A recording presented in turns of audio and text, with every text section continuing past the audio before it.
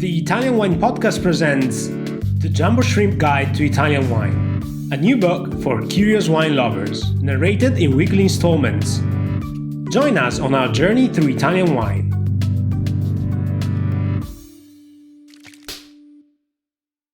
Hello and welcome to another installment of the Jumbo Shrimp Guide to Italian Wine, presented by the Italian Wine Podcast.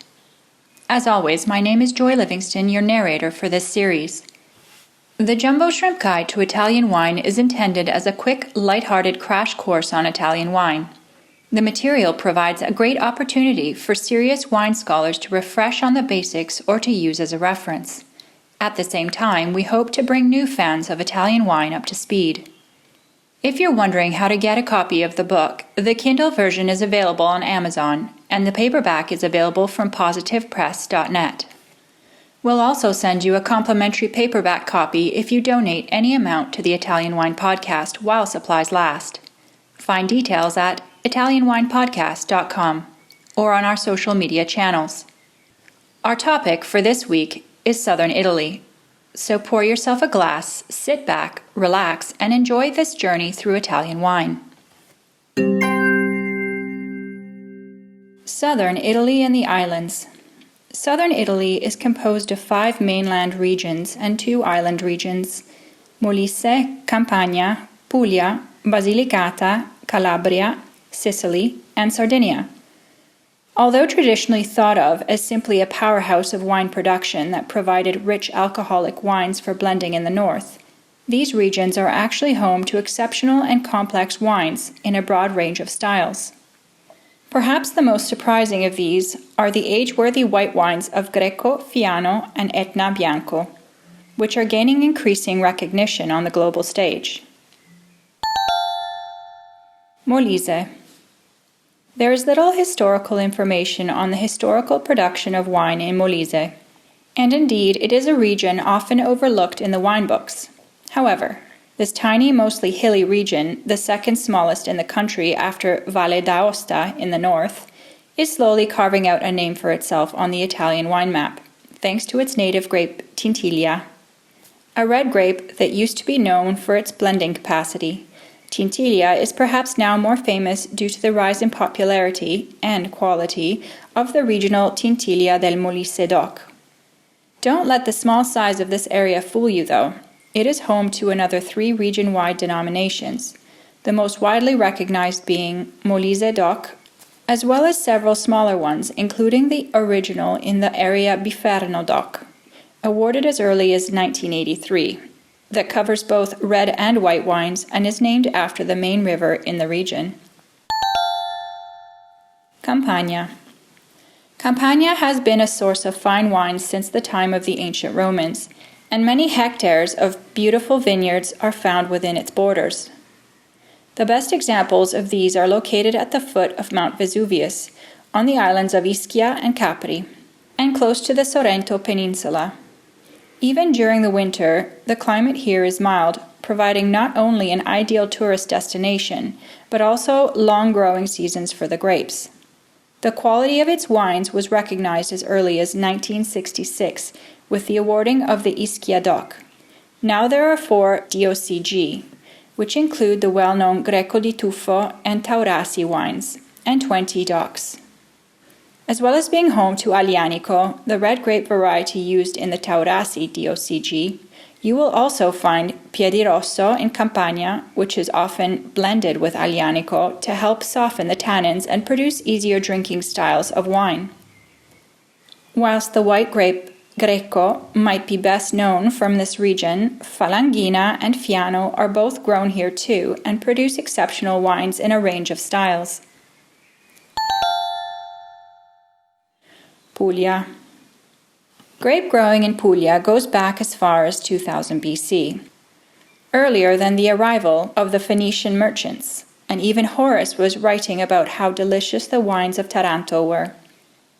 There are large areas of flat land in Puglia, making it perfect not only for vineyards but all sorts of other farming.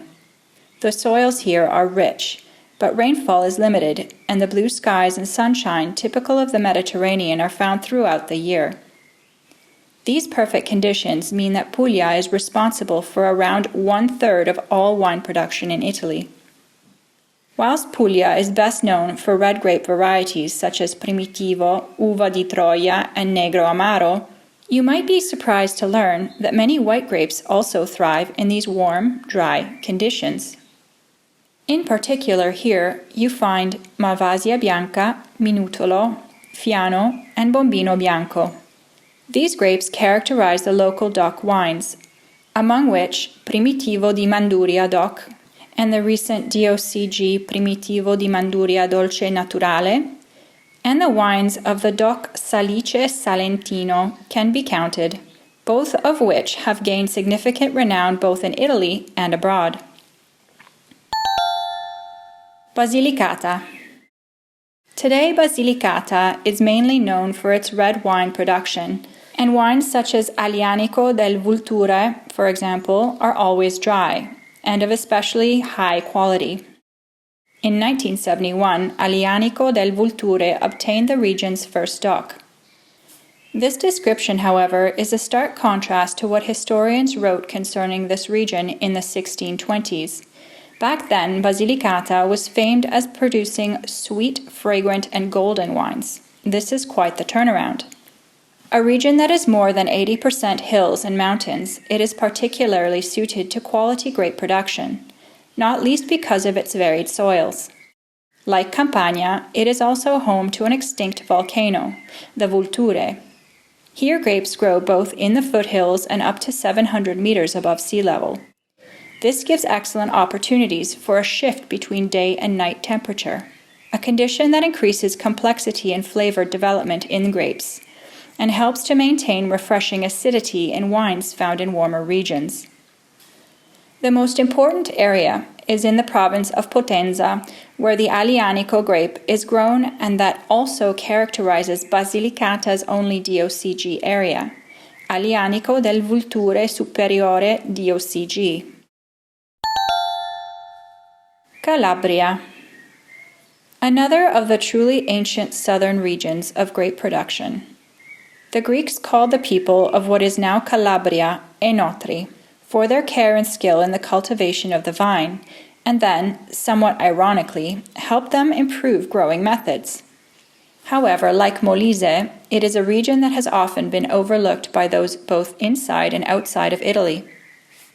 With almost half of the area covered in mountains, vines find new areas to grow here. And in stark contrast to a large area such as Puglia, grapes in Calabria represent only 3% of farming production. Originally known for the production of high-alcohol, intensely colored wines that were used for blending, Calabria has slowly been changing its image, helped by an increased focus on Galioppo, the red grape that finds its home here and dominates in the Siro DOC, as well as many of the other wines produced here. When not drinking wines made from Galioppo, you could encounter other red grapes such as Nerello Mascalese, Nerello Cappuccio, or Magliocco. In fact, red wines account for 80% of the production in Calabria. White wines are dominated by Greco Bianco, especially those likely to be imported from the region. These are found in dry styles, however, there is a dedicated denomination for these Greco di Bianco wines, which represents an interesting and delicious dessert wine. Sicily. Historically, Sicily's most famous wine was Mamertino, a favorite of Julius Caesar. So this region has always gotten good press. Interestingly, it was a Brit who featured prominently in the success of wine from Sicily in the first part of modern history. In the 18th century, John Woodhouse, a merchant who used to send dry white wine of Marsala to England by fortifying it with alcohol to help it keep during the voyage, started modern-day Marsala wine production. This really put the island on the map in a period when the rest of Sicilian wine was mainly used for blending purposes. Sicily is such a large landmass that it is hard to characterize in a simple fashion. Each quarter is defined by different characteristics, from the sea breezes of areas that hug the coast to the altitude found in the Etna region, and then the large warm central areas. Let's not forget the volcanic Pantelleria and the Aeolian Islands. In fact, the main island is so large that the vineyard area is among the largest in Italy. Indeed, it's 15% larger than Puglia's. The only Sicilian DOCG is Serrasuolo di Vittoria DOCG, made with a blend of Frappato and Nero d'Avola grapes, in an area close to the south coast. There is also a DOC here called simply Vittoria DOC, which also includes white wines made mainly with the grape Insolia. Whilst Serrasuola di Vittoria is the DOCG, most people actually know Sicily thanks to the rise in popularity of the wines from the Etna DOC. Found on the slopes surrounding the Etna volcano, these wines are defined by strong mineral characters and are produced both in red, made from blending Nerello Mascalese and Nerello Cappuccio, and also white from primarily Caricante. The Faro DOC is also worth mentioning in the province of Messina. This was one of the first in Sicily and produces highly promising wines based on Nerello Mascalese, Nerello Cappuccio, and Nocera. It is not just great dry wines that are found on this expansive island. Sicily is the home to many great sweet wines. Malvasia delle Lipari, produced from grapes Malvasia di Lipari and Corinto Nero. Moscato di Siracusa and Moscato di Noto from Moscato Bianco grapes. Moscato di Pantelleria from Zibibbo or Moscato di Alessandria, and of course, was first made famous by the fortified wines produced in the Marsala DOC. These are based on the white grapes Grillo, Catarato, and Ansonica, often locally referred to as Insolia, or for the production of ruby wines, for which producers use Pericone, Nero d'Avola, or even Nerello Mascalese. Sardinia. The island of Sardinia has a long and varied history of wine, and its position in the Mediterranean has made it a target for many conquering forces. Whilst the Phoenicians led the interest in winemaking and grape growing here, it was the fall of the Byzantine Empire that brought fame to the region. In modern history, the first DOC, the Vernaccia di Oristano DOC, was awarded in 1971. Yet despite this, for many years Sardinian wines were not particularly popular due to their reputation for being full-bodied but with little in the way of acidity and considerable alcohol. Fortunately, the last 30 years have seen great strides to improve quality and techniques, and now Sardinian wines are becoming increasingly popular and recognized around the world. In terms of wine, the island is not defined by its coastline, but actually by the hills and characteristic sand or granite soils that have significant impact on the styles of the wines. It can be very hot and windy here, with little rainfall, helping to produce concentrated wines. The most cultivated red grapes include Cannonau, Monica, Carignano, Pascale, and Bovale, while Nuragus, Vermentino, and Malvasia di Sardegna are the main white grapes. The only DOCG is Vermentino di Gallura. There are 18 DOCs, amongst them Vernaccia di Oristano DOC, made of the native Vernaccia di Oristano grape. It is of great interest. This is a wine that can be aged for 2 years in barrels with a minimum alcoholic strength of 14%. And, as well as dry styles, there is also a fortified version, or liquoroso style. It is increasingly becoming the must-try wine from Sardinia. Wines to try. Primitivo. One of Italy's top 10 planted red grape varieties, its popularity keeps growing. Its name comes from its early ripening habit. Indeed, it is often the first grape to be picked in Italy, with harvests beginning as early as August. Whilst it ripens unevenly, meaning some grapes become raisins whilst others remain green, it also accumulates sugar easily. Not an easy grape to decide when to pick. However, perhaps the most famous wines are those of Primitivo di Manduria DOC. Tasting note: deeply colored wines that tend to lose their color quickly as they age. Primitivo wines typically have appealing aromas of ripe red cherry, strawberry jam, and plums macerated in alcohol, which carry through on the creamy, rich palate. High heady alcohol, upwards of 16%, is common, although well integrated with the power of the aromas and flavors, and often balanced by a pleasant herbal finish. Fiano. Saved from oblivion in 1945, Mastro Berardino's first varietal bottling, Fiano, is arguably one of Italy's greatest white grape varieties, particularly those from the Fiano di Avellino DOCG and the Cru of Lapio. Like Aglianico and many of the other grapes from the south, its affinity with volcanic soils is clear and gives a rich smoky character to some wines which match perfectly with its aromatic potential. Tasting note. The wine is pale yellow, though often with a green tinge. It can range from lean and mineral to rich and full-bodied, with notes of white blossoms, pear, green apple, and a pleasant hint of hazelnut.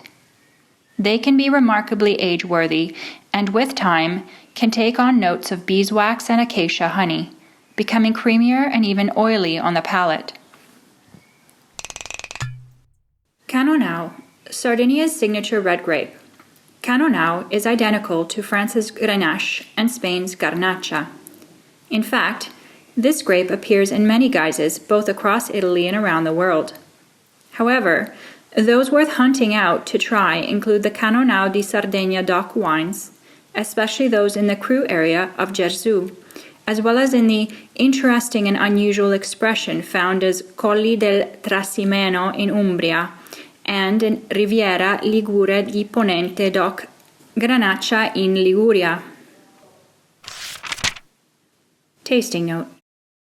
These wines are classically characterized by aromas of red berries, strawberry and raspberry, as well as floral and herbal notes.